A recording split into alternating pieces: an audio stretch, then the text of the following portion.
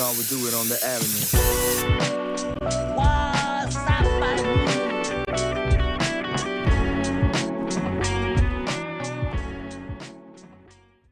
All right, welcome back to another episode of SeunevA Lifestyles presents What's Happening Podcast. Ándale. Qué milagro. Hey, Got it right. Better late than never. Hell yeah. Again, 75 tries, you got it right. welcome to number 13. Again, I'm Tim.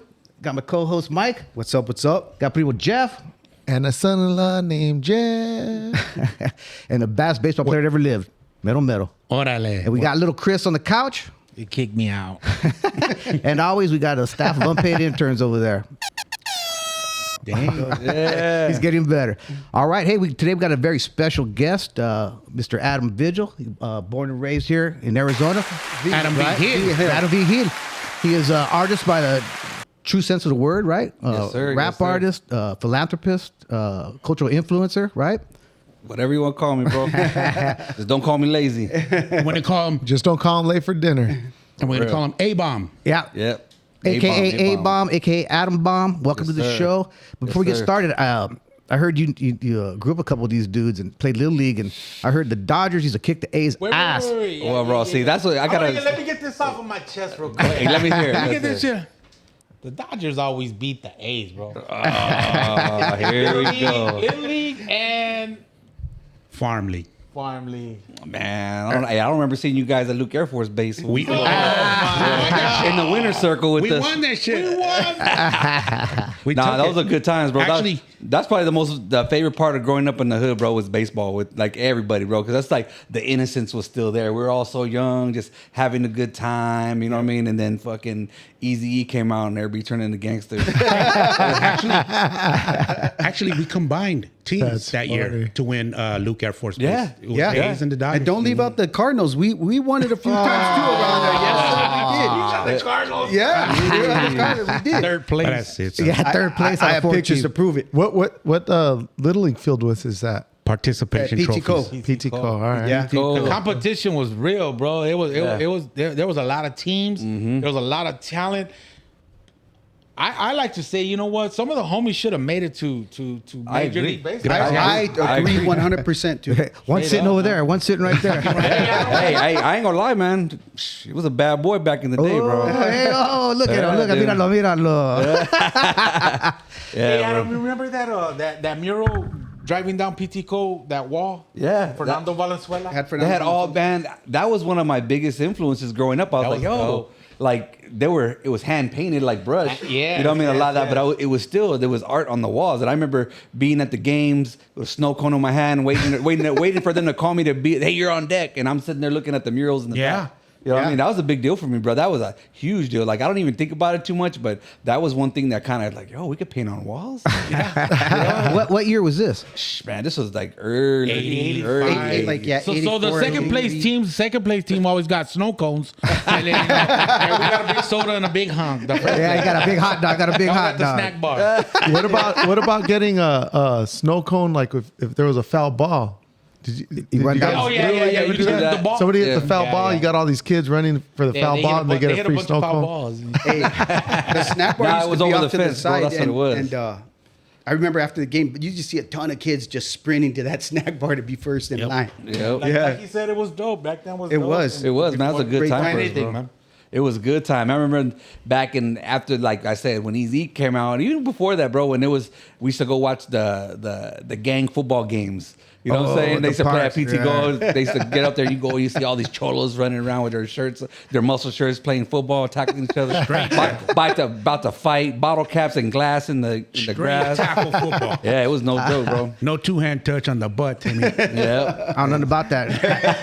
ask Mr. Cardinal. No, don't ask me. We were involved in some of that. We played against the Maryville football team. Remember that? Oh yeah. Yeah. The straight team, The too. the varsity team. We played them right here at Butler. Michael, I don't believe you. Believe him, bro. Believe him. So yeah. Back in the day, I it remember was those fun, man. times. So, with saying that, You grew up around here. Yeah. Yeah, man. I grew up on 41st Avenue, right off Holly. You know, right off Encano, between Encano and McDowell, right there. That was a little stomping grounds. But man, I never sat still. Once I went to, when I went to Mitchell School, and then I went to Isaac Junior High, then to Carl Hayden.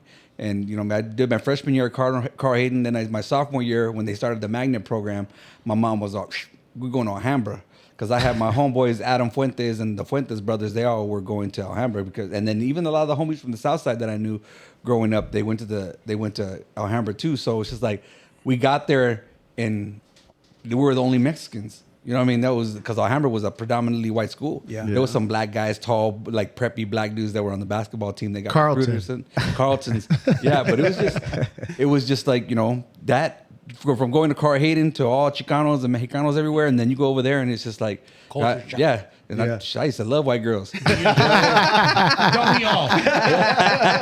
Hey, do you remember what the magnet program was? Was that on? It was sports medicine. Okay. Oh, So wow. that's what I pretty went. neat. I went for sports medicine. We were wrapping ankles and doing all that, and just whatever we needed to do. The one class we had to take to be in the magnet program was that. So I didn't really get into school. I wasn't like, I always felt like I like being there it's like, when you're growing up, that's the social club. For the social, yeah. That was social media back then, going to school. So I'd go and barely pass my classes, just because I didn't want to be there. And then they got all crazy with the race things that were going on over there. And it was like, they had that first riot.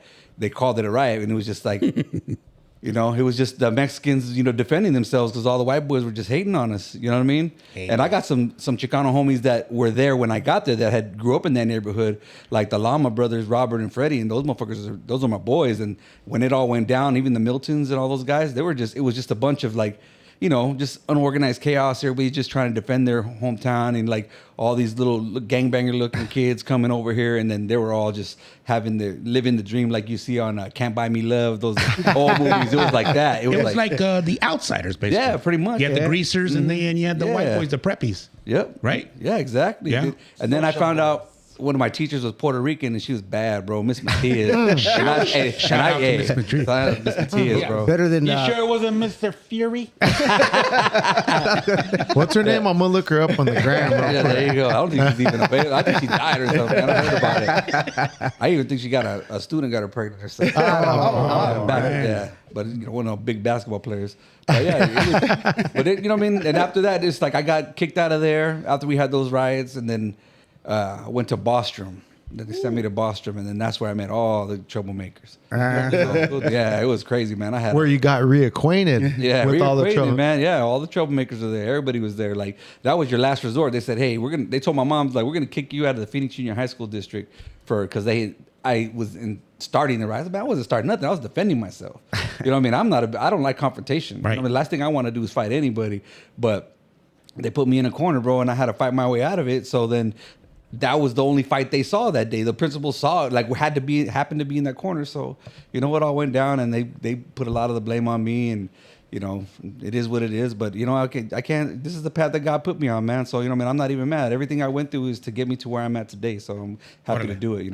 Hell yeah. That's a good outlook. That's a good Majority of the guys that have artistic talent went to Last Chance School. Hey, bro, creative minds, man. That's what, it's all creative. Yeah. School's boring. Nah, Yeah, It that's is, what it bro. is. I think people who are creatives, that get kind of bored. stuff is They get bored. bored. That's bored. They're thinking outside the box. Yeah. Yeah, You know, for sure. instead I of- couldn't But he stay didn't away. get there because he was bored. He was throwing blows. Yeah, did you hear the I story? had no choice. It was a mixture of both. Yeah, I would yeah. have to say. So when did you discover your artistic side? I mean, how old were you about? Man, I was as soon as I could pick up a pencil. Really? Like, I always knew I can draw. My dad was a real good artist in Vietnam. When my dad was in Vietnam at 16 years old, my grandfather had to sign him away because that's before they started the draft and everything. So he went at 16. My Theo went at 17 or no 18, and then my other Theo went at like 19, I think it was. But they all went to the service. So my dad went to the Navy. My Theo went to the the Marines, and my other Theo went to the Army.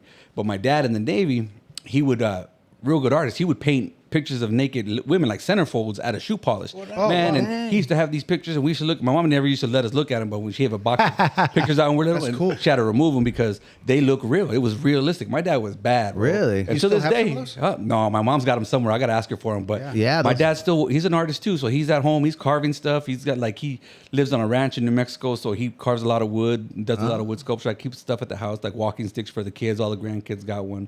Oh, that's tight. You know what I mean? He doesn't really do any painting or anything like that, but I got it from him. And then my tia Virgie was a really good artist. This is my mom's sister. She used to paint for Diana Ross, Madonna. Oh, wow. She used to do a lot of stuff. So back in the day when they used to come for concerts, she used to go present them with paintings and stuff like that. And I remember that was a big part of what I was doing. And she always encouraged me. And she was my cool tia. She was the one that introduced me to like Confunction and Zap and the music part of the hip hop, like bass. Like she always showed me like bass is the best sounding instrument you can have. Yep. So my first concert was Lakeside. Lakeside wow. Oh, Confunction. damn. So she took me to Celebrity, and I remember the Celebrity seemed so big, bro. Yeah. When I was a little kid. When and you're then, little, yeah, right? when you're little, and now it's just like this little shitty small place. It's still up. Yeah. It's intimate, but it's the dopest spot to have a concert. It is. right? It's a good view, bro. It's a good view. Everywhere is a good view. Not so. not a bad seat in the house. No, for not sure, at all. bro. Not at all. Matter of fact, me and my brother saw him in concert over there. Oh, there we go. yeah. Ron right. Artest, so Damn. Young Jeezy. Oh, that was a opened up long for him. time. Yeah. I remember Boondocks, baby. So, Boondocks, yeah. Yeah. So, but my tia was a big advocate for the arts, and she kind of turned me on to a bunch of stuff. She would like encourage me. She was a executive for Mountain Bell back when it was Mountain Bell. Right here? Yeah. Yeah. So she was actually one of the corporate division at the big building downtown, and she's like, "Hey, man, I want to do a live painting. I want you to come paint for us." So she bought me all the equipment to airbrush and start doing, Oh, all that airbrush. stuff. So Oh, wow. So we put up a big panel. I painted this Chicano with a sombrero on and everything in front of all these white people. And they were like, "Oh my God, what is this?"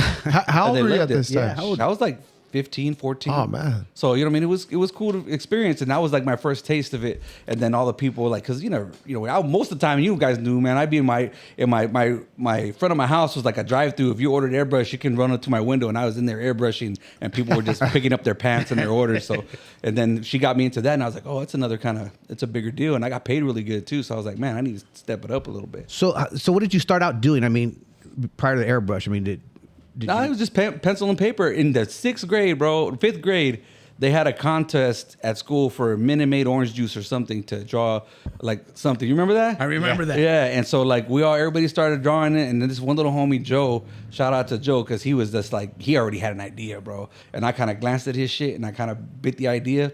You know what I mean? Sorry, like Joe. his idea. Yeah, I know, my bad, bro. But it's like I drew it like way better. So I ended up getting like second place. I won a Walkman, you know what I mean, with like little AM/FM Walkman, and I was all hype and stuff. And I was like, man, this is crazy. Like just you can win stuff from doing art. And then it was just like, but I always had crayons growing up. My mom's always encouraged me to be an artist, but like just one thing after another, little things. And then the teacher saw my talent. Oh, hey, draw this for us. We needed this on our billboard. Or my homeboy Johnny Salcido ran for president, and I made a bunch of signs for him. You know what I mean? Like cut out letters and hands and stuff that was like some new shit for running for president. Just always use my art talent. Always. So it's just like, it never stopped, man. But it was just always, it was a big deal for me with the airbrushing. I did a lot of the airbrushing. And then, like I said, a PT Cole with, we were talking about earlier, the wall and all the murals on the walls out there. My dad, when the gangbanging started getting crazy, he was just like, no, I don't want you going out. I want you staying home. Stay home. Or if I was going to go out, he sent me to another side of town, like where I go stay with my homies and he go, get out of here. Because, You were in the heart. It was easy. Yeah. To, You know it was what? easy to lose I was gonna track. ask that question. yeah. You grew up in a very active neighborhood, and you made it, bro. You made it out. For sure. Yeah, bro. Shout out to the Lord for real, bro. Right on. Amen. and it's good that like you say, your tia and your mom, they nurtured you, and your dad nurtured your talent, right? I mean, that's half of it, right? Yeah, Otherwise, for sure. Everybody though, you know what I mean? Like everybody in the neighborhood always knew I was painting or something. Then when my dad saw my interest when I was looking at the walls, and then he talked to my neighbor. My neighbor had the famous wall on 41st. So you know what I now mean? we're It on was the like wall. 8 Yes. feet high by like 40 feet long, and he's our neighbor Jake, rest in peace. He he's like, hey man, let Adam paint that wall. He goes, yeah, he can paint whatever he wants on it. So my dad went out there, painted it white, and every spray paint can that I could find from the neighborhood, like everybody was giving me cans. You know what I mean? The neighbors across the street, the neighbors from over there, everybody just and I had some homeboys that would go steal me paint. So you know what I mean, come up, but that's when you can get a can of paint for $1. Now I'm Have paying some like homers $9. that were sniffing paint. Yeah, exactly. Yeah, where's Loquito at? White is bad. Let that go. What year was this? Man, this is from because I was painting before I was at Isaac, so you know what I mean. It was fresh into junior high, man. So like I would think like 86, 85, 86. 85, 86, yeah, because we were already on the bikes passing by. I remember I'd be out there painting, people would stop by, and remember when I started doing the bigger pieces, then Teen Angel and all the vatos will go show up in their riders and pose in front of it. You could see it in the magazines. We used to ride our bikes to where the only place you can get a lowrider magazine right there off of Van Buren, off of what is it, 9th Avenue? Fred's Liquor. Yeah, right there. That's the only place you can get a lowrider magazine or a Teen Angel. We used to go over there and like just to see it. Oh, hey, look, man, there's your mural right there, and they show like Oh, it was in a magazine. Oh, Yeah, it was in Teen Angel, then also the Republic or Gazette at the time. Yeah. With some of the homies, that I was asking the owner of that corner property was an insurance company if I could paint the wall because it was always Hollywood and all gang, everybody crossing each other out, so it looked horrible.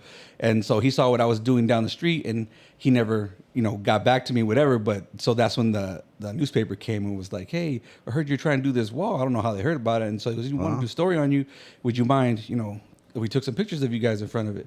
So I just happened to be rolling with Booger. Me and Booger were walking, and then the other homie came through, and then we just got pictures in front of the wall together. And they used that in the paper, and they talked to the neighbor Jake, and they showed the other wall, and it was pretty good. It was good publicity. I got a lot of jobs from that, actually. Did you? Wow. Oh, and yeah. this is junior high. Yeah, this is junior high. Wow. Yeah, and so for me, besides the mural at PT Cole where we played elementary, his mural was the first time I've seen anybody ever do that. Wow. A mural on the wall.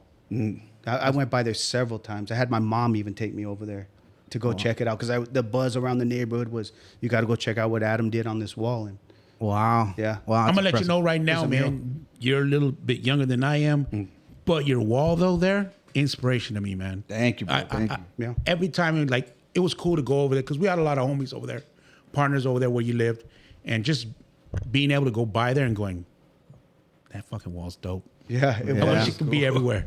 It was good, man. That wall saved me from a lot of trouble, bro. Like, to be honest with you, like I was so into painting that wall, I didn't want to do nothing. I was just waiting to get done to go paint it again. Describe what was on the wall. So the first one we did, at first I just started getting familiar with like can control and using how to use spray paint and what it actually did and how you can use it better when it's at the lower portion of the can. You use smaller lines because of less pressure. And now we got pressure sensitive cans that they make, all kinds of different stuff, but different tips and there's a lot of experimentation on that wall. But the first one we did, it was kind of, I didn't mean to be political, but it kind of was, you know what I mean? Because it was like I did a Roger Rabbit. Roger Rabbit was big, and I loved painting that cartoon. And it was so I did Roger Rabbit so many times all over the valley, different neighborhoods. People, wait, man, come park over here and do a mural. So, but it was a Roger Rabbit holding a globe, like a shape of it had like a bomb with a wick. Like, you know what I mean? Like, just basically, like, almost like talking about, like, what they're talking about today, like climate change and just like, we got to take care of the earth. And you'd have my name tagged out there. And then it was a space. And then it had a big old ice cube on the corner. Because that's when I said NWA dropped. And I was a huge fan. I was like, I remember, the homeboy Jason Perez, who he look at this tape, man. I'm going to show you this tape. And he listen to NWA, man. I was like, oh man, rewind it. NWA and the posse. Dude. And that was it, bro. So I was a big fan of Ice Cube and just NWA, and that kind of changed my perspective with some of the direction I was going. But and then it was Rodney King. And then there's like so many things, and we changed that. I remember I did a pig with the Billy Club, big old buff pig with the Billy Club, and it said, and a big old piece that said "No Justice" during that time. And I remember Gang Squad sweated me, like Gang Squad, and everybody walking by, bro, and they put us all against the wall, shake us down. You know what I mean? Get us, well, what's going on? And they would pull me to the side and say, man, like, hey, what do you mean by this? You know what I mean? And I just be like, hey, man, I go, yeah, you saw the news? I go, you know what I mean? I go, you're cool. I said, everybody, all you guys are cool to us. You know what I mean? We're not tripping on you. I said, but there's people out there like that. Right. You know what I mean? we were Good for really, you for standing your ground. Yeah, bro. And that's what it was, bro. I like that shit. And we were so young. I didn't even think that the freaking X that put on my back now with Gang Squad. So everywhere they knew, they okay, that's Adam Bomb. You know what I mean? That's Adam Bomb right there, bro. So we know him now, and then, along with everybody else. So that was my hood nickname, and I was never in a gang, but all the homies were. So they just, like I said, like everybody's gang related. Right. You know what I mean? We got somebody in the family. Everybody, you know, everybody's gang related. So you just said Adam Bomb. Where'd you get the name? Who licensed you with that? Who licensed me? Wait, it was crazy because Michael brought in the yearbook, and that I had signed it for him back in 7th grade, man. 7th grade. 7th grade. I signed his yearbook. I drew a couple pictures in there. It was pretty dope. And it was in 7th grade. I was up all night painting my wall, and then I get to class, and I was dead tired. And they used to make me sit in the front of the class because I was always tired. And it was Mr. Scott's science class. Whoa. And I'll go to Mr. Scott's class, and I'm sitting in there, and I'm passing out. And those big ass science books that were like 2-3 inches thick, I'm leaning on it, like, and I gotta look, and I'm like Using it as a asleep. pillow? Yeah, about to pass out. And then he's talking about atoms and, you know, molecules and proteins and protons and everything else. And he goes, so what happens when you split an atom? And I was out. And so I remember hearing him say that, but I was like out. And the book came and he got the book and slammed it on my desk. Boom. He goes, Atom Bombs. And everybody started laughing, bro. So ever since then, I was Adam Bomb. Mr. Scott was pretty intimidating, man. He was, I had him bro. as well over there too. Yeah. And actually, he's one of the guys that I actually went to one of the Suns games with in 7th grade because the Suns gave Isaac a bunch of tickets and he took a bunch of us. Hey, you didn't go on Mr. The Watson? Madhouse on McDowell. Yeah, Mr. Watt. There was a couple teachers over there. Yeah, was that the matter? Yeah. So your science teacher gave you your name, huh? Yeah. That's Mr. pretty Scott. sick. And it Mr. just Scott. clicked, huh? I mean, we were like, that's it. Yeah, that was it, bro. And everybody, bro. Hey, Bomb. Hey, Adam Bomb. Adam Bomb. I was like, all right, cool, Adam Bomb. So I remember that same year, I started airbrushing pants, and then I had made my little business card with the little Adam Bomb with the airbrush and stuff, and I used to hand them out, and dude, I was making money. Quick question. Do you still own a airbrush machine? No, bro, No? not anymore. And everybody asked me to, do you still airbrush? And I, like, even if I bought one again, bro, and I started I'll doing get it you again, one for Christmas. I wouldn't tell anybody. Everybody be like, hey, bro, hook me up. Right. Yeah. That was the times, huh? Yeah, but it was different, I though. missed that time, man. Of airbrush Yeah, and it was stuff. dope. Yeah. But that's a different thing, bro, because it's like airbrushing and spray painting is almost similar, but when you're using an airbrush, there's several different controls. It's a lever action, so you can it's about as close as you can be to the surface, and the faster you move the machine, and then you have a little drawback to make your lines thinner and thicker. And when you only have one eye, you don't have no depth perception no more. So it's just like you can't see those points and all that. So it's just I kind of didn't want to get back into it just to save the process of ruining a bunch of shit. But I got back into the graffiti scene, just to figure it out. So. Right on. Yeah, well, even you just educated me earlier. I didn't realize, I guess, that there's a whole science behind even spray painting. Like you said, like how do you do it when the paint gets low in the can? That type of stuff. Mm-hmm. Like I never even thought about that. That's You just figure it out. You know what I mean? Because you're struggling to buy. They wouldn't even let you buy paint. I had to go wait till my dad got home. Yeah. Hey, can you go buy me some paint? Or my mom, somebody go buy me some paint. But if I wanted to finish something, that's my thing. Is to this day, like I do projects for people, and they're like, "Bro, you move so fast," and I'm like, I don't like to leave a mural done. Like I know guys that are, everybody's busy, so they'll be like, "Oh, I'm gonna do this," and then come back in 2 days, do a little bit more, come back in 2 days. Nah, if I start, I'm done. Like I go start to finish. Like if you ever been at Just Blaze on 10th Street in Countback, shout out to Ern. That wall was 19 by 40. I did it in 2 days, 8 hours a day by myself. And didn't you do it in the summer? Yeah. Yeah. Dude, sweating, hot. Yeah. I'll paint in the sun, bro. That's just it. Hey, Phoenician, bro. We got that Aztec blood in this. You know what I mean? Born and raised in this heat. So your parents never tripped that you were painting walls, huh? Nah, man. They They encouraged it. Yeah, that's They cool. That's encouraged- cool. I mean, 'cause Yeah. a lot of parents would have probably tripped out. Hey, Yeah. quit painting. My dad just had to keep challenging me because when he saw I got bored of the airbrush, like he knew I was using the airbrush to make money, so I was doing that. But he was like, and then I painted my room over and over. I used to airbrush my room over and over again. Like I remember I had a big old Bob Marley, the Legend album cover. I airbrushed that on there. I did my room like a dungeon, brick for brick, all the way around. Damn. Like I've done like big old pieces in there, and I had purple lights on it, like colorful stuff. And it was just like And then he was like, "All right, you need something else to paint." And that's when he got me that wall, and that wall got changed so many times. It was just, and it was great because then that got me to traveling because I was like, oh man, my people would stop by, hey man, come by my house. And my mom had a Suburban, so I would take the Suburban parking in front of the wall that they wanted me to paint. And so I basically hiding myself so I could paint. And I have two guys looking out, whoever the homies were that wanted me to paint their little area in their neighborhood. And then people would leave it up, bro. And I would never really put too much words. I was never a big like letter driven guy. I'm always more character driven. Right. So my stuff was always a character. So it wasn't nothing. Oh, I can't read that. I don't even know what it says. Just like a bunch of crap. But it was just like, but my just characters. Oh, that's pretty cool. And it was nothing, crazy violent. Yeah. No. Well, I think it's different though, because like he's talented, man. And so like if your child's not talented, he's up there just tagging the wall. You're probably going to be like, no, you ain't going to do that. But Like when you play on the Cardinals? like, so. That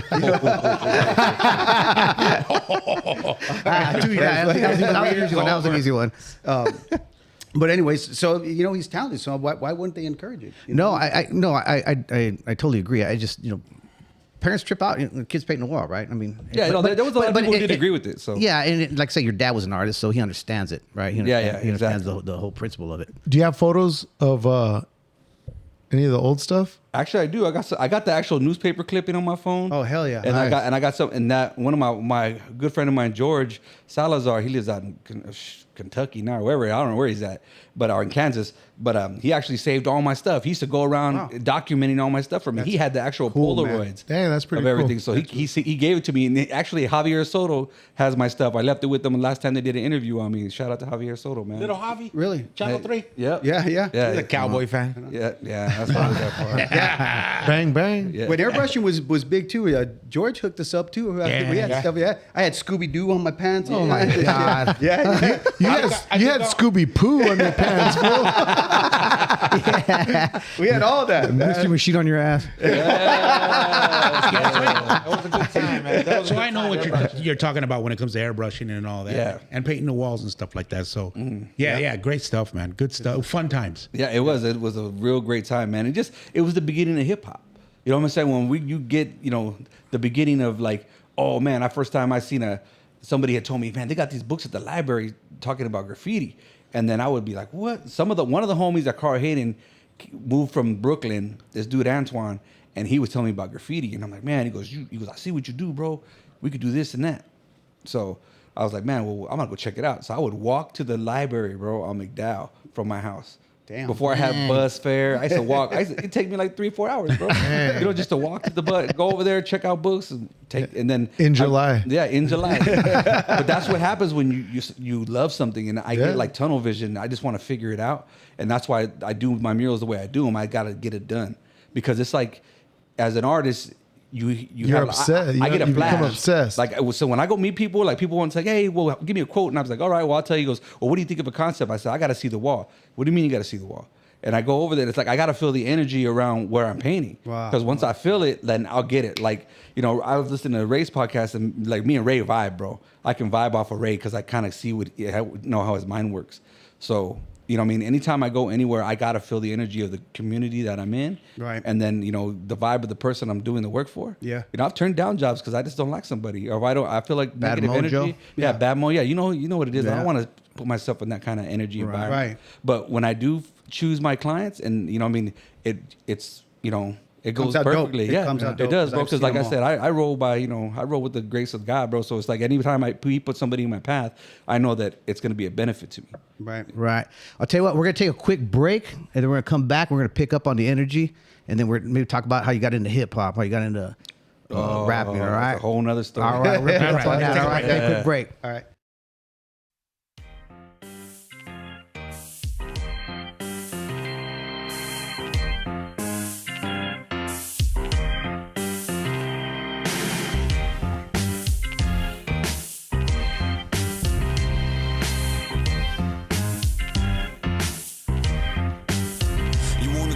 The west side, the best side. Who got the best ride from LA to Bed-Stuy? Bomb make the song cry.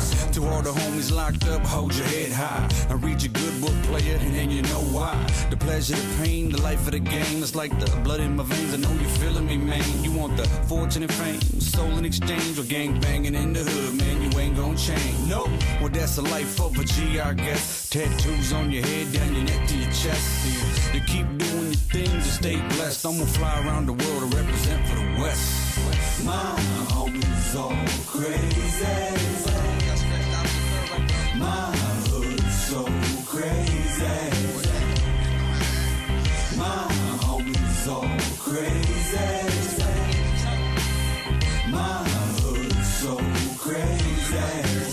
See, I don't care about that petty bullshit. You ready, pull quick, watch your ass in the hood to catch your ass a full clip. See the homies all sick, ladies all psycho. You ain't from the hood, you better beat it like Michael. Block so hot, gang squad cops. Ghetto bird rolling and the shots don't stop. I mean pop, pop, pop, clap, clap, clap.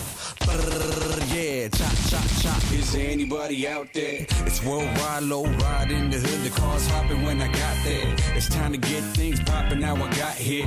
What you got on my drink? I need a shot here. My homies all crazy. My hood so crazy. My homies all crazy. All right, we're back from break. We're talking about music a little bit, but there's more to talk about in the art, right? There's always we could. There's a lot of history in both, man. It kind of all coincide. Yeah, now you're getting paid. About getting paid. Yeah, about getting paid. Well, with the art, it's always been, like I said, it was murals and being able to go do murals, and that's when I first started getting paid for that stuff. But I had stopped after I had my eye injury. I stopped doing everything. You know what I mean? Because I had went through the music industry, did all that in the 90s, but I stopped because of the eye injury and lost that perception. You know what I mean? Lost the can control. I just got frustrated with myself and just didn't want to do anything anymore. So I was just like, man, I didn't know what direction I was going to go. And I just kind of took a break from everything. My son was born. You know what I mean? That kind of threw me in a whole nother thought process. I got to get a job. I got to. What year is this? Family. Yeah. This is 97, bro. This is like 97. 96, And how old are you at this time? 21. Gotcha. 21. Yeah, something like that. Right around there. But it was crazy, man. It was a life-changing experience because that's when, I really decided to take it seriously after that. Because, when I stabbed my eye out, it's like the second it happened, it's just like everything I couldn't do with two eyes, it flashed before my eyes. Why'd you stab your eye out? Yeah. Yeah, right? It was crazy, man. It's just like, that's just one of those trials and tribulations God gave you to see if you're going to make it through it. Like, what are you going to do now? Like, you're an artist. You know what I mean? Now, this is, because I've always been into music, and that's what I said. The music part, like, I love music. My tia used to take me to all the concerts, so I used to write music at a young age, and my mom used to buy me little tape recorders. And I used to just sit there and make music by myself at the house, writing my own little raps and doing that stuff. And so I would sit there, write raps, or I'd, draw my own album covers, like joking around. And then, but I was always drawing or doing something. So when I started, really pursuing, the art, like, okay, man, I could get paid. It was party flyers. That's what I was going to ask you. I was going to ask you about that. Yeah, because I know you got paid doing party flyers, and I seen them everywhere back in the days. It was like, oh man, it was like $20 a flyer, but I was like, hey, I want $1 a head. We started. You would negotiate that? Yeah, they were cool, and then we started throwing the parties together. I remember I said, you know what? Why don't I just throw my own So party? you got in promotions. Yeah, I got to do promotions. And, Somewhat. Yeah, because I would do my own flyers. You know what I mean? And Yes. then we had the party, and then people show up, and you know how it goes, bro. Some scandalous. That's shit. smart on your end. It used to be like $3 a person and $5 a couple. Like bullshit. Yeah, you remember that? Remember that? Chicks are free. I gotta Yeah, chicks are confess. free. I gotta confess. And me and Lokes, we stole one of the kegs. I already know. But that's karma, because when we said let the party get filled up, and then we call the cops. Call the cops on yourselves. And then we keep our homies, everybody that we like, them stay and finish the keg. And the highness. Yep. Make Get like the ladies in They there. had $300-400 that night and be good. So, Nice. God, I miss those backyard days. parties, man. Yeah, Good old dude. days. Making out in the Why don't backyard. you have one, Mike? Why don't you have one? Maybe it's on the works. Anyway. No, it's not. $3 a cup. Yeah, the Yeah, cups get a red too. solo cup. There you Yeah. go. Inflation, it's $5 now. How much you charge? $7 How much you a charge couple. for a flyer? Right now you're looking at about $7.50. I got to sit and draw something for an hour. Just my hourly rate. There you go. And then call the cops. No, his flyers were legendary, man. I remember seeing. I got some on my phone. I'll send them. Oh, there we go. Yeah. Yeah, bring them Yeah. on, man. Because we used to be at school, like, and then here comes Thursday, and then boom, Flyer here starts comes that circling flyer around. coming around and go, It's Adams. And then and then using the school Xerox machine. I'm sure. Oh, dude. I had a homie, the only white dude in the hood, man. He was a skater, white dude named Damon, and he worked at Pitt Printing on Thomas and like 34th Avenue, right there in the little area. And that was when it was the old school period, the old school printing where the machine was rolling. It was one print at a time. You know what I mean? Oh shit! Like So a newspaper. he's the one who kept all my flyers. He had everything. Damn. So back when I was started, back when the Desert West Skate Park, when they first, he was one of the pioneers of getting that skate. Damon Alir is his name, and Laura, I can't remember Laura's last name, but she's married to the gentleman from Cowtown, and they own Cowtown Skateboards. Oh, yeah. So that's their park. Oh, wow. So they got that park built, and I used to draw the flyers for the donation events for like the Lemonheads and JFA, and all those. You know how we all had the JFA boards. JFAs, yeah. Jody Foster's Army. Good. Yeah. So we used to draw all the flyers and to have the benefits. So it's crazy. Every time I go to pull up at the park and I see Laura and everybody, she's like, "This is your park too. You don't know what a big deal you had to do with this." And you know what I mean. And she's like, every time I go, I still paint the park. That's what I was going to say. I was going to say that one is one of my favorite. The one you did of that Bandito or the The Bandito. Yeah. Bandito. That was the first year they actually brought me back. Like, where you been? And I'm like, man. And then she's like, can you paint it? And it was great because it got so much publicity. It was right before COVID. It was the last event they had before COVID, and Red Bull sponsored it. Thrasher Mag. Everybody gets involved. It's a big event. It's televised, bro. It's on Red Bull TV. Yeah. So they had it positioned to where, and I was like, man, I got a lame location. Because they had all the whole park, and I wanted to get in the best location because they had the tower pointing right down at my piece the whole event. So as they're running the credits and they're doing all the judging, there's my piece right there. Hell yeah. So, yeah, and it ran, bro. It was good. I know you're outside the box thinker and stuff, but man, I don't know how you came up with to make that because it has a rail that goes across and he made that the helmet. You know, like a helmet. The helmet. It's dope. It's dope. Yeah, it came out. That's one of my favorite ones. Yeah, like I said, when you be there, you vibe, and that's that's how I do it, bro. It's like I got a vibe on the whole surroundings, and it's just like you just get inspired by everybody else. It's like all energy driven, man. You know, it's more dope when you get to skate that shit. Nah, man, I'm too old for that. That ship sailed. That ship sailed. As old as I Bob, am. you never got into skating, or were you? Yeah, he was Dude, skating, come on, yeah. bro. Man, you know how many boards we broke?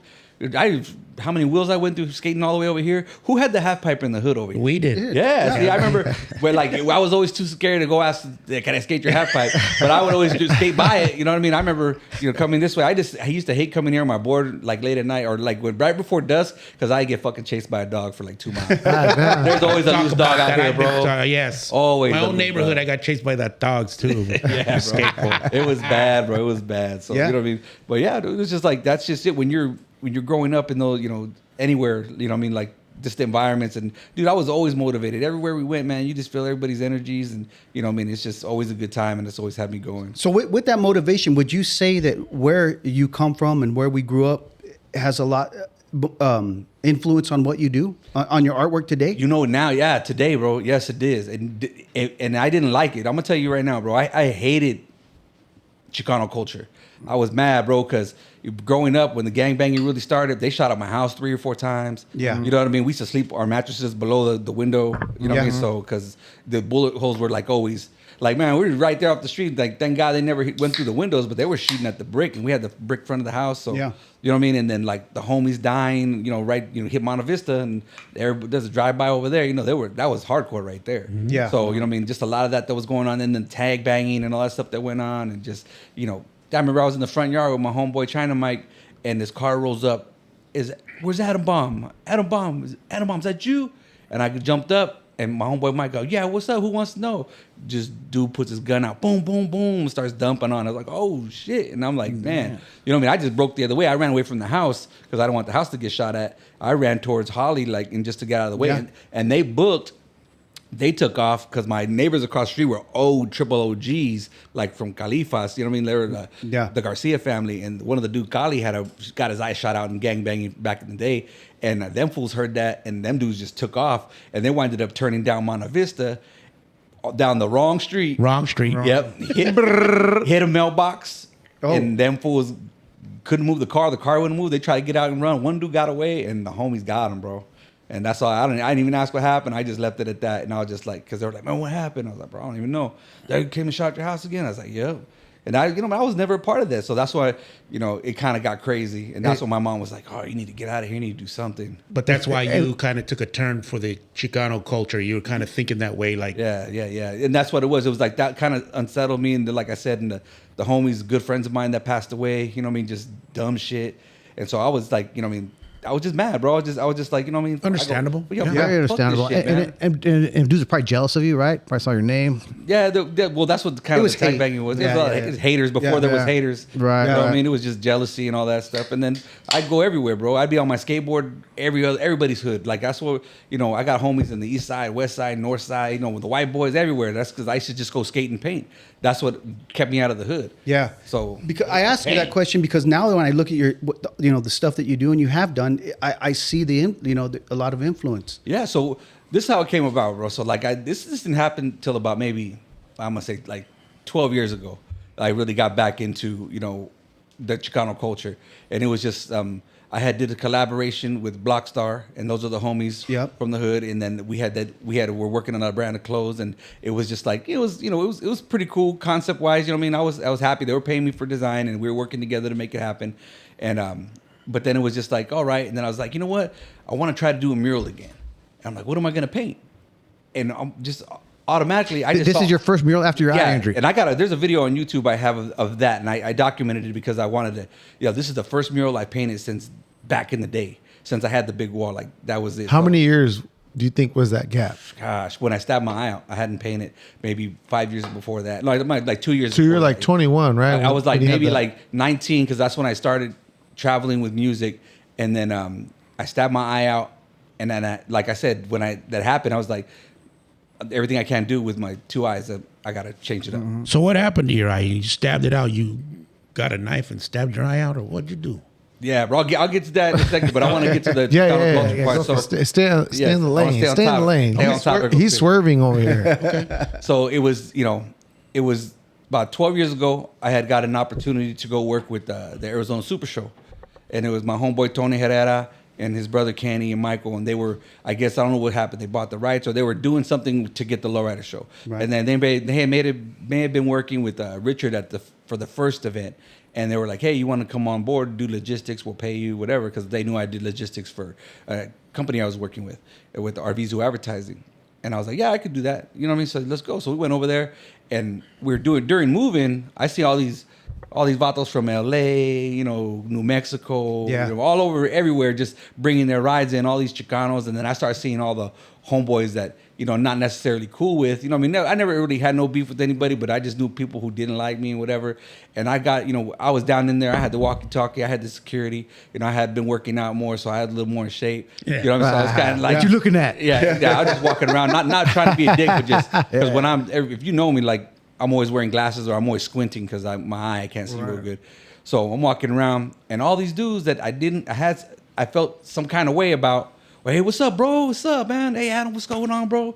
Everybody, bro. Like there was no hate showing in the love. whole room. Yeah, motherfuckers from Cali, what's up, bro? Hey, can we get this or what? We do it? Just and it allowed me to kind of get back in touch with with it not having any kind of emotion about it. So that went on for the first show, and then I did it the second year, and I was really getting hyped. I was like, man, and then I started paying attention to the culture. I started paying attention to the family environment and the people who were coming to the shows, and because before it was just set up and I'd be there and gone. But then I started staying at the shows and just looking at the families bringing their kids and promoting it within the kids, and it's like we're a generations of gangsters raised by veterans. Mm-hmm. You know what I'm saying? Like our family were, my dad's Vietnam veteran, a lot of people in the hood, in the army and all that stuff. So they raised us a certain way. Yep. You know what I mean? So then we grew up in this little gangster community, and it's just like, that's what made us tough. But now we're all older. You know what I mean? What do they say? It's better to be a dangerous man who could be calm than a calm man who can't be dangerous. Right. You know what I'm saying? So it's like everybody back in the day, they're all tough guys. But now they're cool. They all know how to control their emotions, and it's like, all right, everybody respects each other. We know what's up. You know what I mean? And that's what it was, and it was cool. They're raising their kids different. We're not raising our kids to be chingon like that. Right. My kids are a little softer because of the way I raised them. You know what I mean? I don't want them to be violent like that. Right. Except for one of them in the Navy now, and that boy's military police, not to be fucked with. You know what I mean? Thank you for your service. Thank you. I'm a Navy No, but veteran thanks- myself. Thanks to your son, though, man. Thank you for your son's service. Yeah. Órale, bro, I appreciate that. So, you know what I mean? And that's what took me, bro. And I started seeing the culture, and I was looking around, man. And it was just like, dude, look at all these vatos, bro. Look at everybody. Look at the women. Look at the kids. Look at everybody. Yeah. And I embraced it again, bro. And I was happy about it. And then getting to where...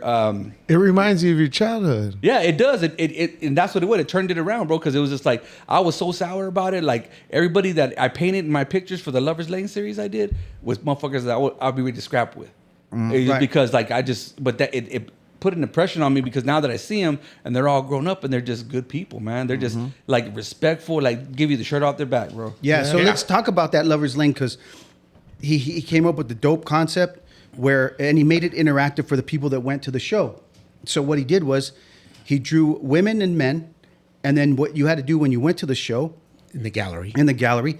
you had to pick what guy or what vato was going to be with what chick, right? And dude, Yeah. I swear to God, I thought I nailed it, dude. I thought I had it. I was like, I got the, I know who's with who. Yeah, and that's, you know what's... And it was cool. I had went to a couple shows downtown, and I mean, like, there's a ton of Chicano artists, but I remember seeing the Fortul brothers do a show, and I went to the show, and it was cool, and it was it wasn't really interactive, but they had other stuff to do. The way they laid it out, and I loved the way they did it. I mean, I was just really inspired I want to do a show.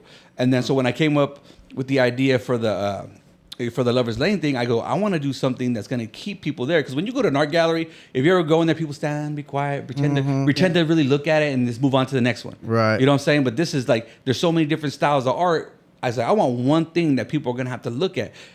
And I remember the Fortul brothers going to my show, and the dude walks up to me afterwards. He goes, man, that's a fucking great idea, bro. He goes, Yeah. there's people that have was. been in there for an was. hour looking at your stuff. He goes, was. I've never seen people looking at my show, like our shows like that. They good. They do a pass and they're good. Yeah, because content. even me and my wife were trying to compare notes. Like, I think this one's with that one and this one's with that one. It was really fun. It was a great time. Yeah, That's pretty cool. It was really good, man. And that's, you know, I mean, I came up with that idea just off the whim. It's like I said, I get these visions, bro, and it's just like, I got to get it out, and I don't stop until I get it.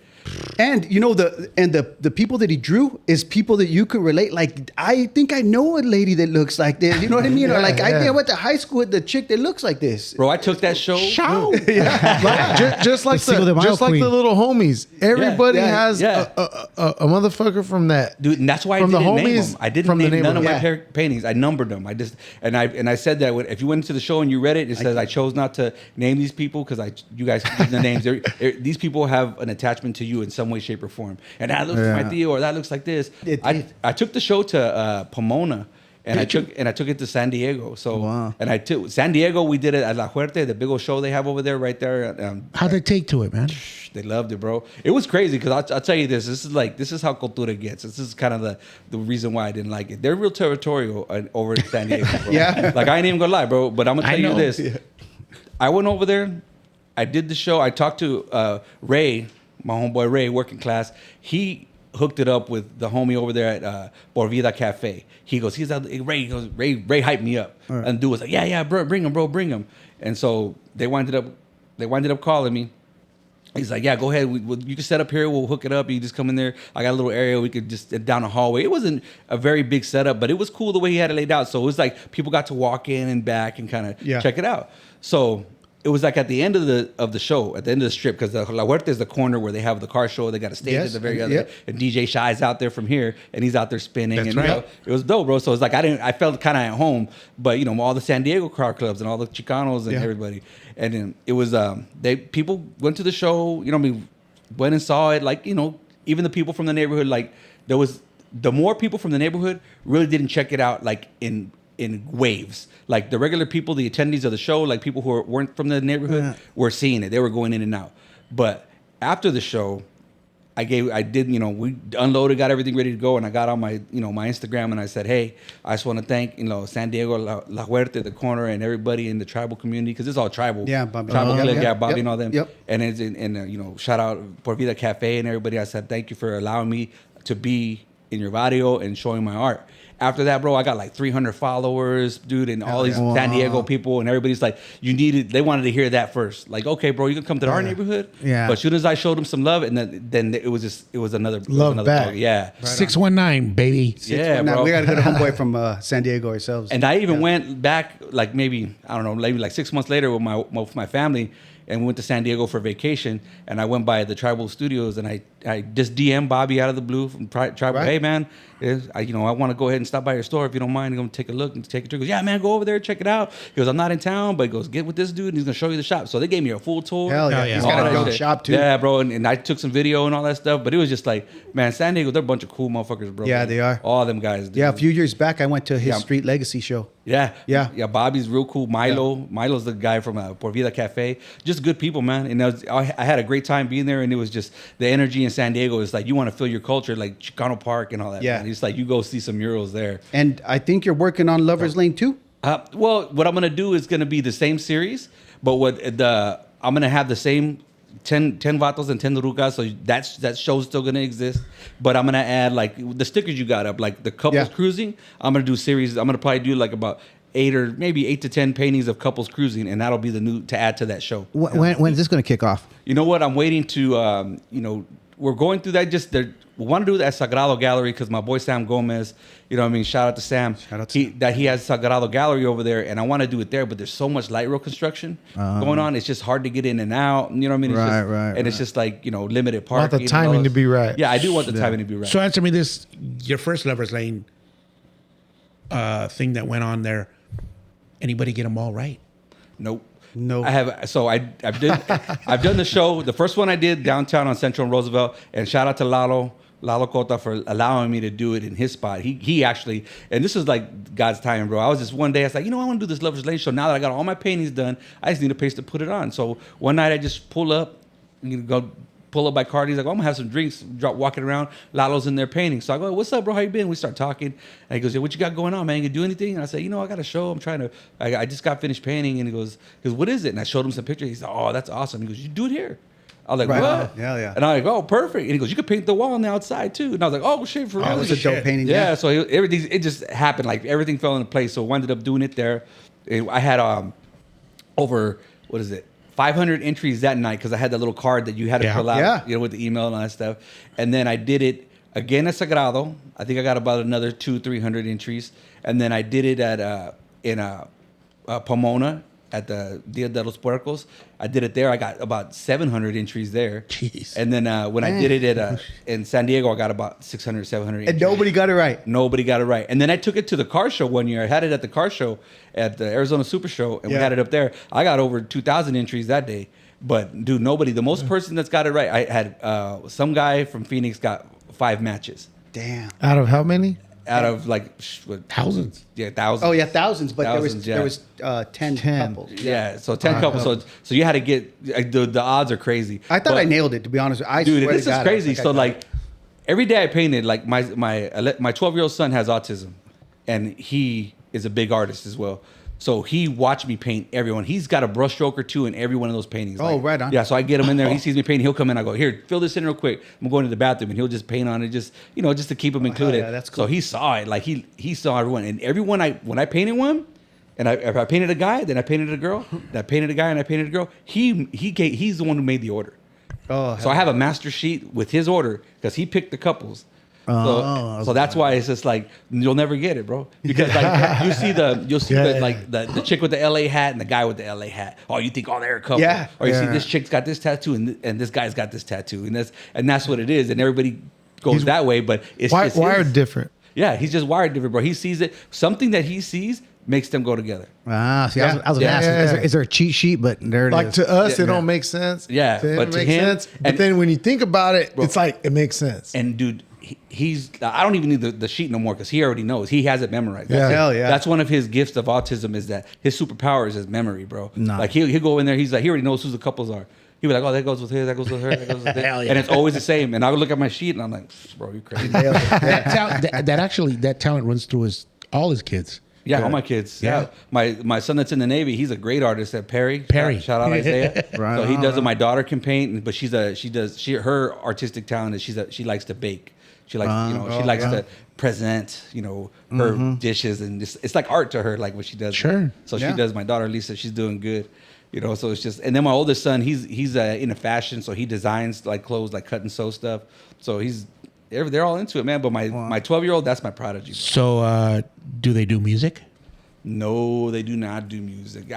Perry, Isaiah, he was doing some DJ stuff, but it was just music's always been something I've done, and that started because of the art, man. It was me and the homeboy Johnny Salcido when we grew up together in the neighborhood. Yeah, we grew up. So it's just like he was a senior when I was a freshman. He goes, "Hey, I'm running for president, man." And so I did some signs for him, vote for Johnny, and then everybody started seeing my artwork. So him and I became real close. And then he started telling me, he's like, "Yo, I'm gonna buy a mixing board." So we can buy a mixing board. I don't know, man. We're gonna start recording something.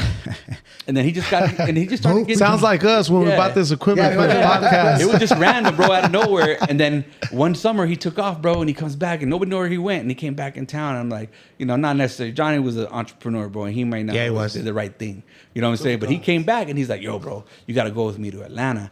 I'm like, "What's in Atlanta?" He goes, "I'm doing music in Atlanta." I was like, "What do you mean you're doing music? You're making beats?" He goes, "No, man." He goes, "I got all these guys.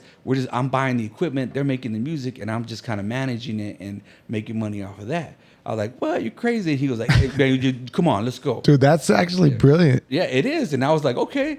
So one summer. And what year is this? This is, what is it, 90, maybe 90, bro. All like right, 1990. go for it. So 1990, we dipped out. I mean, first time I ever got on a plane, flew straight to Atlanta, 4-hour flight. Culture shock too, right? I would imagine. Yeah, dude, for sure. Yeah. Bro, I jumped. I was wearing shorts, Vans with no socks. You know what I mean? Yeah. My skater shorts. I got off. I was like, man, this is cold. And it was like, it was that time of year. So I was like, man, this is crazy. So straight off the plane, Johnny picks me up, man, in a Mercedes. Oh, like a Benz 190. You know what I mean? I remember that shit. He had the Lorenzo wheels on it and everything. Oh, dang, rolling blue the leather. Benzo. Yeah, blue leather. Picks me up, man. We go straight to the studio. And I'm freezing the whole time, and he's got the sunroof open. Hey, bro, I said, I didn't bring no warm clothes. So I remember we wound up getting me some gear, got set up. And then we went straight to the homeboy's house, and it was just old shack. Like, you talk about plantation-looking houses, like in Atlanta, like old school. Yeah. Moss hanging from the trees. Yeah, all that, bro. We pulled up to the spot, and it was Steve Rowland in DC, man. It was the DJ. No way. It was tag team from Whoop. There it is. Dang. Yeah. I knew exactly who that was. Yeah. He doesn't know who that. He doesn't know who Rodney Bobby Ricky. Yeah. But He's a rocker, so Yeah, didn't give it away. So we wind up we roll in, and this is before it was tag team. It was just those dudes making music. So it was, and Johnny was like, "Hey man, I'm gonna start a record label. It's gonna be called Soul Sauce Recording. Me and you're gonna do an album." I'm like, because back in the day when it was breaking and all that stuff, it was hip hop. I was a break dancer, and then I started rapping, and I was Kid Rap. That was before You were a cold breakdancer. Yeah. Before your funny, science teacher. Yeah. Yeah. That was before my science teacher. So it was just funny that, Johnny knew I was rapping, and he always thought, man, he's pretty good. So then he called me out there because I was only one in the neighborhood who was interested in hip hop and music. So we did it, man. We went out there and we started recording, just messing around, doing stuff. And it was Soul Sauce Recordings, bro. We had that for a while. Hey, hang on. Let me elaborate on that real quick. He's talking about Johnny. He's talking about a West Side legend, a heavy hitter, somebody very important. Well, we knew Johnny early on too because he's partners with our older brother. Yeah. Dre? He ran with our older brother. Yeah. All right. Hey, before we get too far into the music, we're gonna take another quick little break, and we'll come back and finish it up with the music. All right. You got it. All right. right on.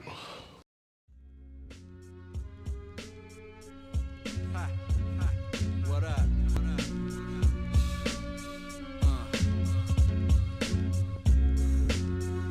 It's a beautiful day to be alive, my friend. Yeah. I'm old school, homie. I got nothing to prove. Need shack size feet, you wanna fit in my shoes. Man, you can't take it with, so I got nothing to lose. I'm just cruising in my lane, let it do what it do. Ooh. I feel so new and improved. Hey, bomb ready to blow. Now who's lighting the fuse? I've been in it for a minute, politicking with Jews. Now I'm grinning cause I'm winning, just enjoying the view. Shalom, homie, to the next move. Just hit up Angel with the text, so bring them checks through. Fuck the money, find peace, and that'll come too. I'm trying to paint this order war like I was Sun Tzu. Hey, we're back from break. Whoa. How was that? So we left off on your music. Yes, sir. Went down to Georgia. Devil went down to Georgia, right? Yeah, it was crazy because you can. There's a bunch of stuff that went into that. It was the beginning of, what, my buddy Johnny and I got to understand the music industry, and this is like at the beginning of music industry as it was changing. So there was so much going on. Like I didn't realize my boy Johnny could talk, bro. He could sell, ice to Eskimos, bro. Yeah. And he just knew the game. He taught me the game. You know what I mean? That's the homeboy who took me under the wing and like got me involved with, the street business. You know what I mean? We were just working together, two young Chicanos just, figuring shit out. But now he had figured it out and came and got me and started teaching me the game. So he's like, yo, there's money in this music industry. Here's what we're going to do. So we went to Atlanta. Got to Atlanta, we met up with Tag Team, those guys before they were Tag Team. They were just making beats, and you can listen. Like I'm a lyrical guy. I love the lyricists. I love like the Ice-T's. You're telling a story about rap. 6 a.m, you're painting a picture. Right. You know what I mean? You go to Tag Team and they're just whoop there, shaka laka. It's not the same kind of West Coast, that kind of storytelling rap. It was just something different. So like I'm not gonna say I didn't think highly of those guys. I just thought it was another style of rap. Right. Sure. You know what I mean? And all of a sudden, man, it just blew up. But that culture was new to you. Yeah, that's exactly. what was cracking over there. Yeah, and because you're down south, man. You know what I mean? It was crisscross back in the day with popping. You know what I mean? When I was there, we used to go to the clubs. I was only like 16, just turned 17, and we'd be in the club with like TLC, Babyface, like Jermaine Dupri. You know what I mean? Outkast. It was barely coming up at that time too. So we were in Atlanta at those times. What about Uncle Luke? Uncle Luke was Miami. It wasn't really that close. Well, it is South though. Yeah, it is South, but like in Atlanta, it's Atlanta. They I got their it. little I got bucket it. of people. The Dungeon family. Yeah, the Dungeon family. Yeah. Exactly. So we were doing our thing, and That's right. seeing all these guys do their thing, and being a part of it, and just being in the scene. And I was just so young, I really couldn't go anywhere. So they would go out all the time, and you leave me at the house, and I'd be stuck listening to like just like old Led Zeppelin albums and stuff. Because one of the homies that we used to live with, he was an older white guy, and he used to have all these old albums. So I just got turned on to that, and that really helped me because it started turning me on to songwriting. Like what they were saying, what they were talking about, and writing songs with substance, and painting the picture with my words. So that really helped me out. So I kept doing that, and then Tag Team blew up.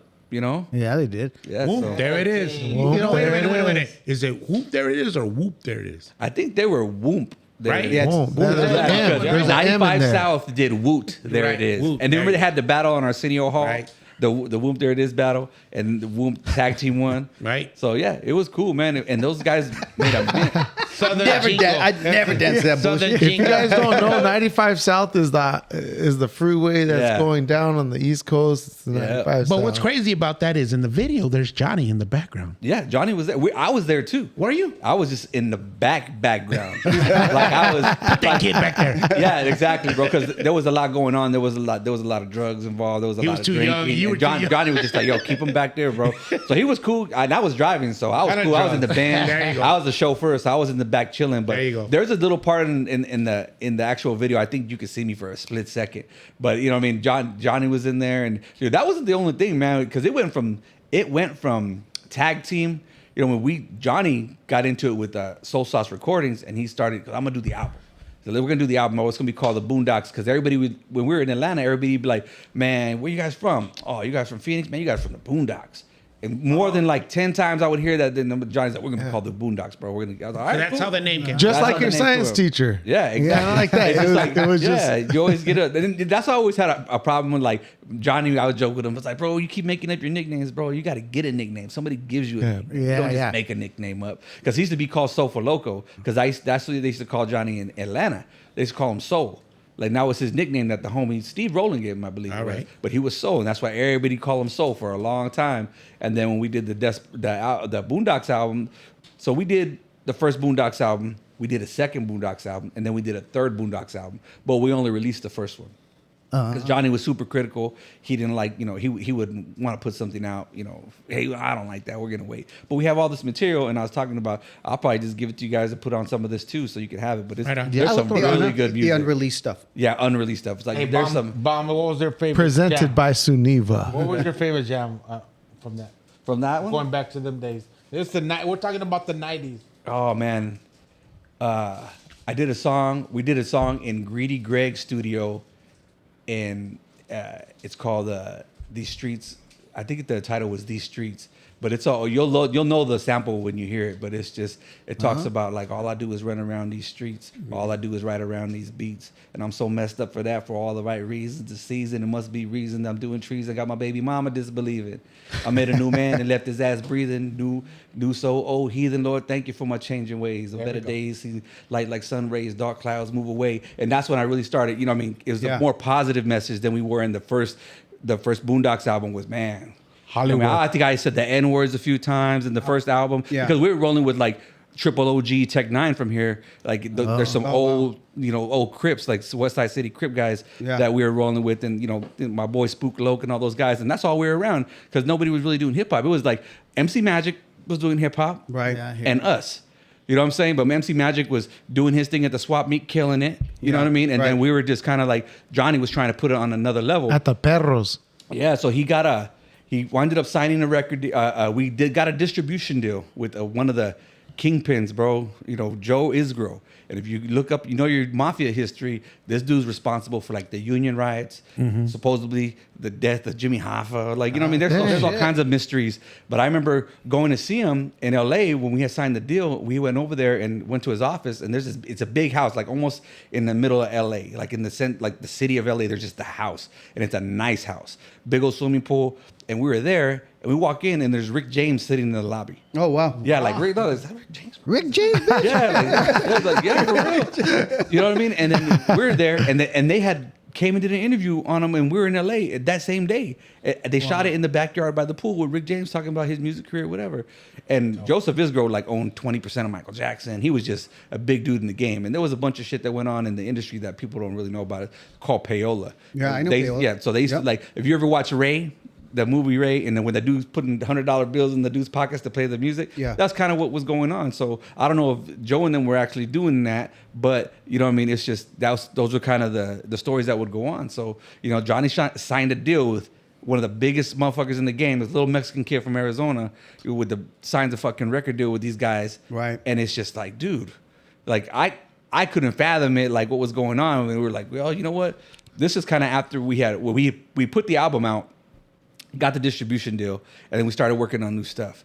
The album I remember we were doing record signings at Westridge Mall with DOS Effects. Yeah, right. You know what I'm saying? Westridge Mall. Yeah, we actually, and then Johnny we were promoting shows so we could perform. So we would promote our own shows and perform at them too. So we did a New Year's Eve show we brought not Warren G, but who's the dude that said, "Are you high yet?" Because we did that show with you. Mr. Grimm. Yeah, Mr. Grimm. We did that show with you. Yeah, see? We did that show. We opened up. Yeah, Yeah, I remember that. We opened up. Dude, One Nation Underground opened up for the Boondocks and Mr. Grimm. Yep, remember that? Wow. And we all got blazed and fucked up at the San Carlos.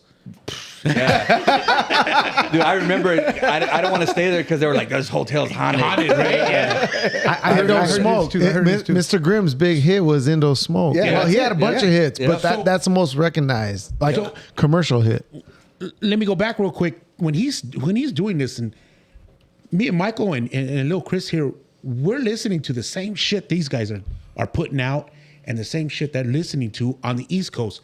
Nobody was fucking with that shit on our side of town. No. And the only other vatos that I knew that was fucking with that shit was the Boondocks. Right.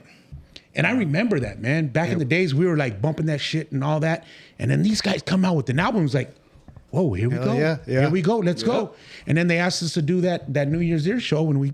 Yeah, because you're the only other Mexicans doing it. You know what I mean? But Put your baseball career doing on it hold. the way we liked it. Because there was always, dude, we have crazy motherfuckers that come up to us and want to rap.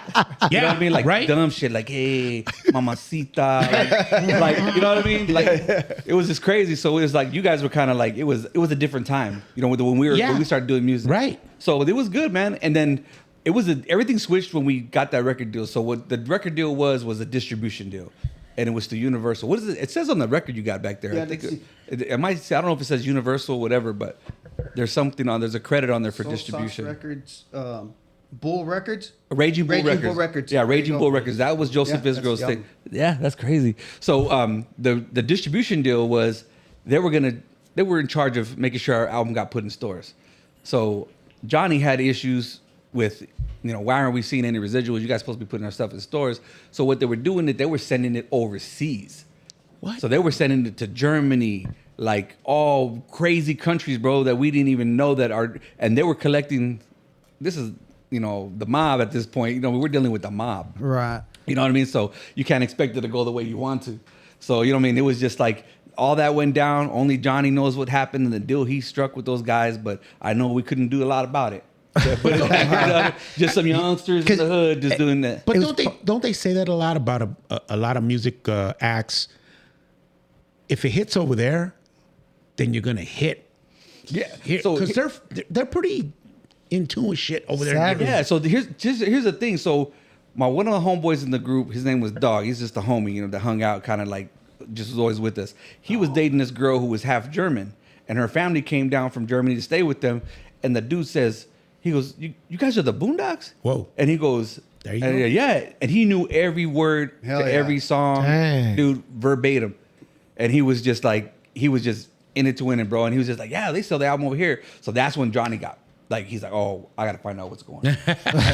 You know what I'm saying? Like, what's going on? Yeah. So, yeah, you know what I mean? And he researched it and whatever. And I don't know what they did. But I know when we went to that office over there, we walk in the room, man, and there's these mafia guys that you knew they were just serious dudes. Yeah. It was like Goodfellas, bro. The old school mafia guys sitting in these big old things. And I remember one of the security guards, bald headed, no hair on his face. He don't think he even had eyebrows, bro. But he had this big old 666 tattooed on his wrist. You know what I mean? Like, and wearing the nicest suit I've ever seen in my life, bro. And I'm like, man. And I looked at his arm. He looks at it. He goes, yeah.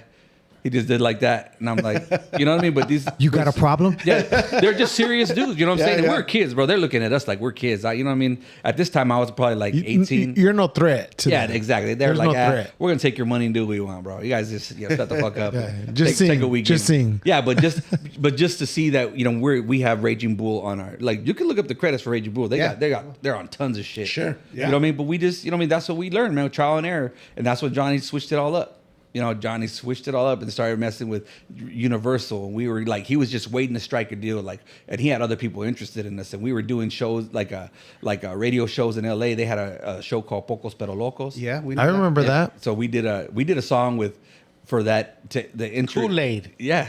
Kool-Aid and E-Dub. You guys had that. You guys had that little studio over there on 59th and Glendale. Yep, right there, 59th. Was it Right behind, 55th? right there by Pete's Pete's Fish and Chips. Yep, Yeah. we had the little spot there. yeah. We recorded that. We recorded the whole Boondocks album there. I did. I did a couple of recordings there. Yeah.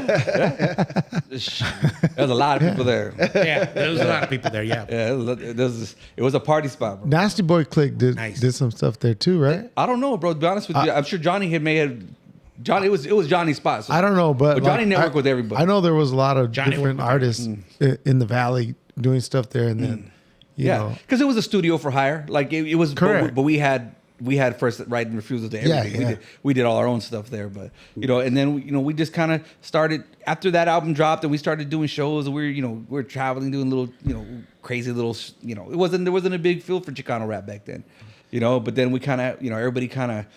The tension of just being in a group and we're trying to work together and a bunch of grown men live in close quarters, and we always did that. Like we all lived together. Like I lived with Johnny, we had a house, and there'd be like 4 or 5 homies always living there, and some of them paid rent, some of them did it. Johnny always had me under his arm, like I was his little homie, and he just took care of me. And like I got to go live with them in Atlanta, I lived with them in the Bay, in Marina Del Rey. got to drive the Benz. I got to drive the Benz. I drove the Escalade. You know what I mean, dude? When I came back from Atlanta the first time, I came back, I got my shit straight. My parents were like, oh, we might move, out of the neighborhood. We might move to New Mexico. So I don't know what's going on. This is before pagers. This is before cell phones. So, you know what I mean? My mom was just like, she heard from Before me. JJ. When she heard from me. The king of beepers. Yeah, before JJ, the king of beepers. And so I said, all right, cool. So I did my little jale, made some money, went back. I was 19 at the time. in Atlanta, and I get there, and Johnny picks me up in the same Benz, just always fresh, and we drive to this fucking. We're going in Atlanta. They got big ass beautiful houses, and there's Plantations trees and everywhere, shit. beautiful trees. Green. I remember driving through these tunnels of trees, bro. Green. And yeah, and it's Buckhead. Buckhead's like the Beverly Hills of Atlanta. And Johnny takes me to this house, bro, and we're looking, and it's like, you ever seen back in the day that movie Soap? It was like and they start to show off, and it still shows a big old mansion. Yeah. So the governor's mansion. We lived 3 houses down from the governor's mansion. Wow. There it is. Yeah, there it is, bro. I remember the homie, one of the Y'all homies don't we were belong with, here. had a yellow Ferrari in the driveway. We had the Benz. That was our lick. You know what I mean? We were, and then just beautiful 12-bedroom mansion. Like it was, the slope went downhill into a creek. You know what I mean? Yeah, it was crazy, bro. So this is when I actually got to stay there, and it was just like, that's when I had the lifestyle. Because now when I went the first time, I was like 5'7", $130, and then I went and I started working out with the Georgia State football boys, and they had me doing push-ups. You need to be doing push-ups all the time. Like, you need to do this and that, and eat. And they would have these food cards that they give you for the college ball, and they would take you to go eat all you can eat. And so we just eat and eat and eat and work out. So I came back this size, and my mom was like, what the fuck happened to you? Like, shit. So I came back. What are they doing to you? Yeah. And then I had a chip on my shoulder for everybody who bullied me and all that shit back in the day. So when I came back, me and the homie, my homeboy Demon Swazo, and then, you know, him and I just kind of. I know Demons. Yeah, that's my dude, bro. And he's like Loquito's cousin and all those guys. He's an old school homeboy. I played soccer with him at Sappening since 5 years old. But me and him, we linked back up, and then all my other homeboys, and we had shot the video at Zazu's. Oh, right. Remember the nightclub Zazu? Yeah, the first video of the song, we shot a video. I don't remember Zazu. I'd rather not. That's before my time, but I heard about it. Zazu was like, it was like we had came back, and I was the size I am now, a little bit trimmer. But I started laying in the fools, bro. I started seeing motherfuckers that just the beef I hadn't squashed before I left, and motherfuckers were jumping me and shooting at my house. Here it is. Yeah, bro. And I was I went in, bro, and it's just like I wasn't timid anymore. I had been through some shit, had some life experiences to, when you gotta take care of shit. It's like if I don't handle this shit now, I'm gonna have problems with these motherfuckers for the rest of my life. Yeah. Right. You know what I picture? Goodwill Hunting. Remember when he was like, "Hey, remember me from kindergarten?" When Mark Wahlberg, and he just rolls up on him in the little basketball court or whatever. Yeah. That's what I'm picturing. Yeah, but This guy fucked and dissed me in kindergarten. Yeah, it was dramatic, bro. But this is picture that, but a nightclub set. I get it. Yeah. Bottles busting over the head and shit. Fighting up. Wait a minute. bro. We're talking about belly now. Yeah, exactly. Dude, I got bottles busted over my head. Like, we were scrapping, bro. I was like, I didn't care. I was just on a mission. But, you know what I mean? And that's where, it humbled me now. And I remember the last time I fought, it was the same scenario. I went to some club. It was Planet Earth.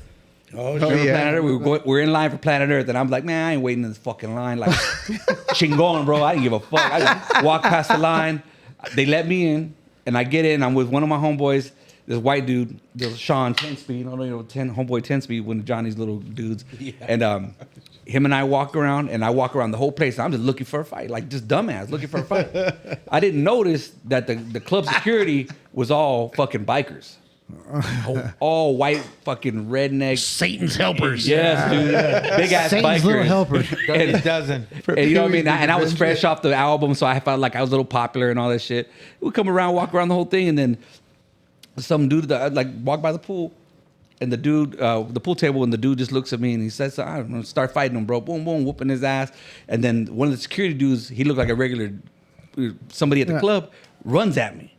And he runs at me, so I grab him and I just kind of moved to the side and threw him into the pool table, and he knocked himself out. Like, boom. Security saw that. They beat the fucking shit out of me, bro.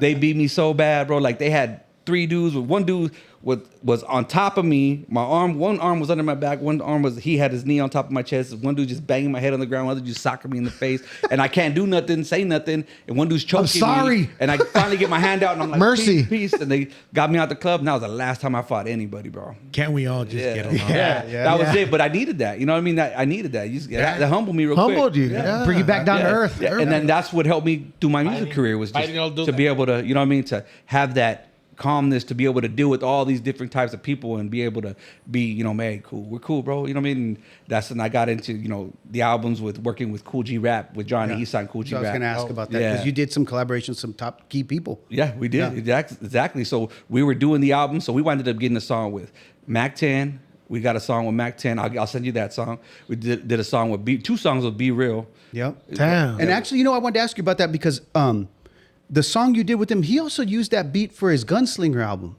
Which one? The bump, bump, bump, bump. Didn't you do that song? Yeah, the To the Ground? Yeah. Yeah, so him and Johnny had some issues. So they were like, I don't know if somebody didn't get paid or whatever. But, you know, I mean, the streets, man, shit ain't always right. Dope song, and it was dope. But, you know what I mean? I don't know what the beef was. But, you know, I mean, I left it alone. I remember seeing him in Vegas years after that, and he asked me about John. I was like, I don't know what to tell you, bro. It's like, that's, you guys handle your own business. And they respect me for that, and it was cool. But, like, just Cool G Rap. Yeah. You know what I mean? We even did a song with Frost. I wasn't there, but he did do a verse. You know what I mean? And then we obviously Cool G Rap we did a song with.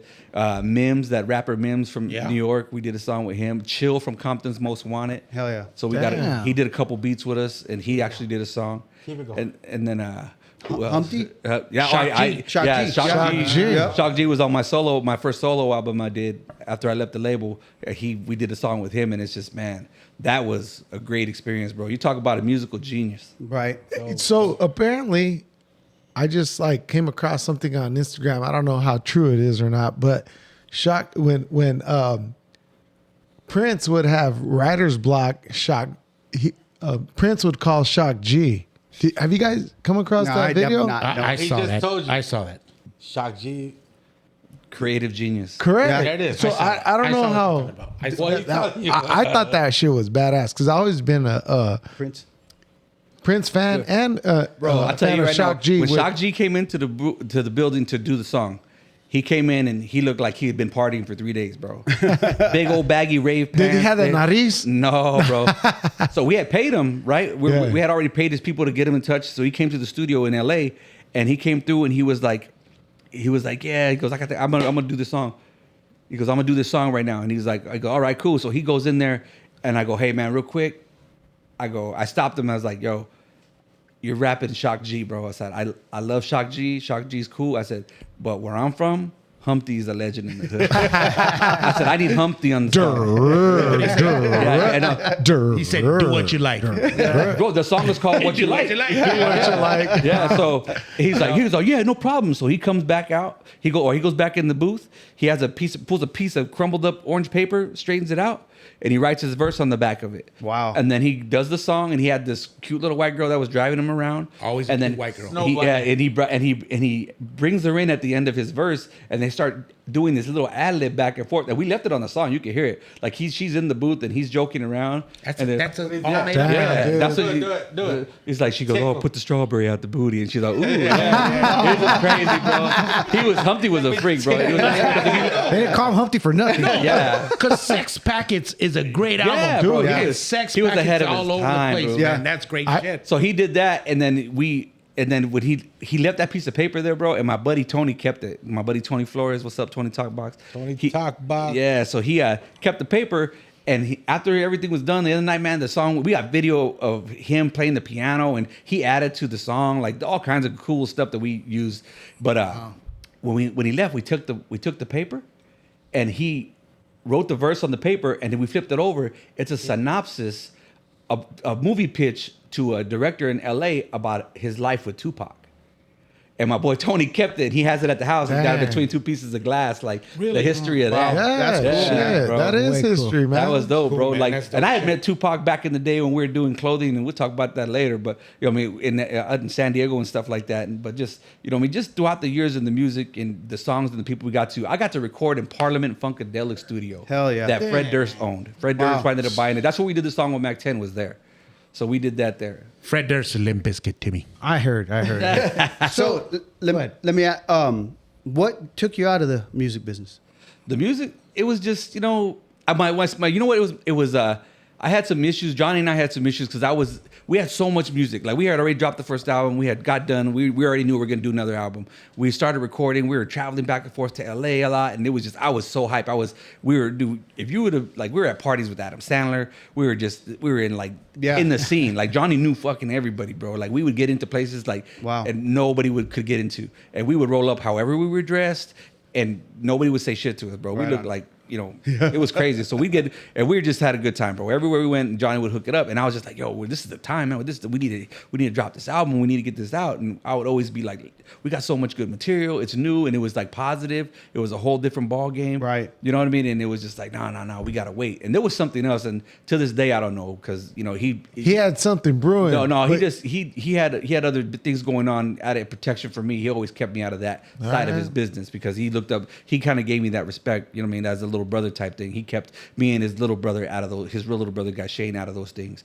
But I knew there was always something more going on. And then in the streets, sometimes that ain't right. So when it's not right, he would always put me to the side and put me on the back burner. But I was just being young, aggressive. I wanted to hurry up and get it out. And I was getting mad, bro. Like we got like fucking 40 songs, bro. Like you know what I mean? Like, what are we doing? Let's put it out. And we never saw eye to eye on that, bro. And he was just like, and there was something, like I said, something he didn't tell me, but I don't know if somebody had something on him where, who could have known? He could have still owed music to the old label.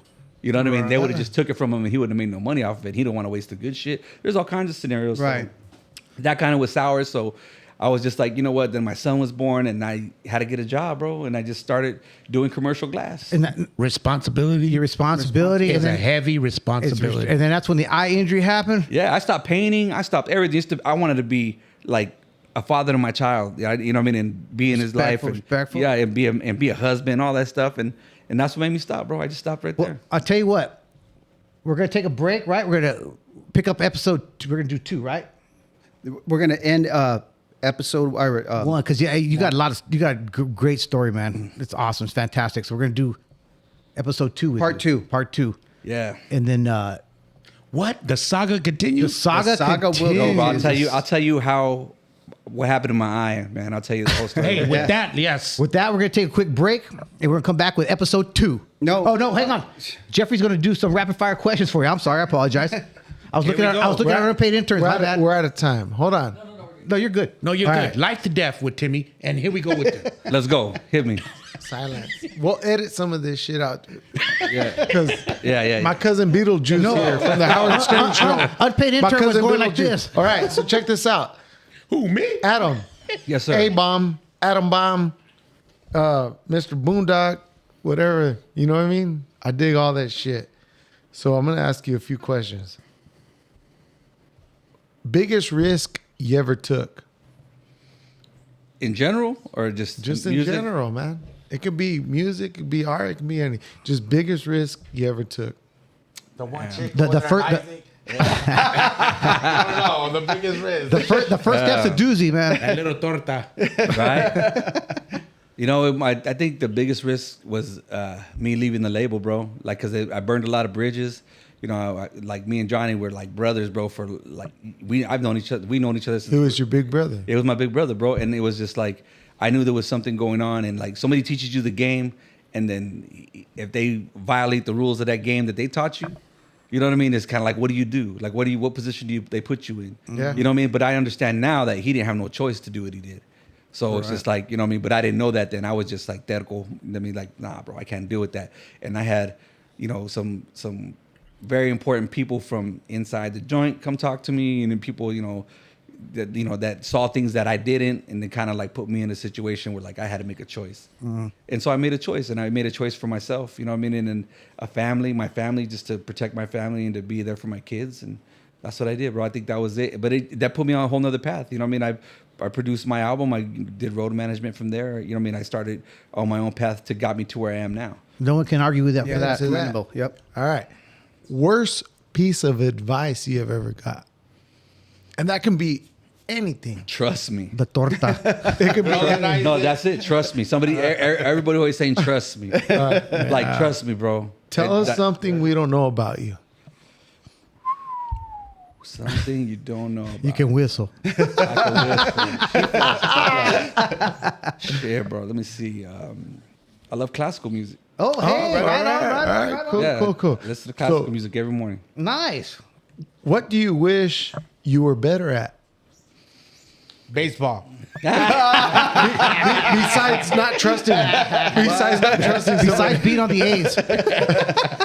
What do you wish you were better at? What I wish I was better at is, man, there's so many. You can always be better at everything, man. Yeah, I would agree with that. Yeah. You know, I could just, I'd have to say, bro. What hits your heart? You know, what hits you? You know, we can all improve, but what hits you right now at this moment? Oh, what do you wish you could? What do you wish you were better at? You know what, bro? I've always wanted to be better at my finances because I'm a giver, bro. I'm a giver. You know what, dude? Were you born in September? No, man, July. July. You know what?